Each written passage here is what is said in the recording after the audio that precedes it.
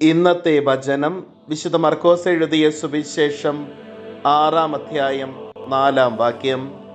യേശു അവരോട് പറഞ്ഞു, സ്വദേശത്തും ബന്ധുജനങ്ങളുടെ ഇടയിലും സ്വഭവനത്തിലുമല്ലാതെ മറ്റെങ്ങും പ്രവാചകൻ അവമതിക്കപ്പെടുന്നില്ല. കാരുണ്യവാനും സ്നേഹനിധിയുമായ നല്ല ദൈവമേ, അങ്ങേ തിരുസന്നിധിയിൽ ഞങ്ങളുടെ എല്ലാ പ്രാർത്ഥനകളെയും ചേർത്ത് വയ്ക്കുന്നു. ഈശോനാഥ, ഞങ്ങളുടെ അനുദിന ജീവിതത്തിൽ ഞങ്ങൾ ബഹുമാനിക്കുവാൻ കടപ്പെട്ടിരിക്കുന്നവരെ ബഹുമാനിക്കുവാനും ആദരിക്കുവാനും അവർക്ക് വിധേയപ്പെട്ട് ജീവിക്കുവാനും ഞങ്ങളെ അനുഗ്രഹിക്കണമേ.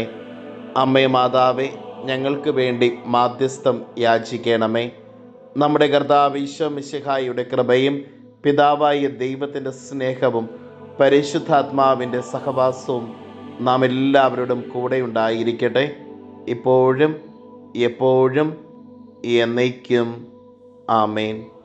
ഇന്നത്തെ നിയോഗം: എല്ലാ അധികാരികളെയും ബഹുമാനിക്കുവാനും സ്നേഹിക്കുവാനും വിധേയപ്പെട്ട് ജീവിക്കുവാനുമുള്ള കൃപയ്ക്ക് വേണ്ടി പ്രാർത്ഥിക്കാം.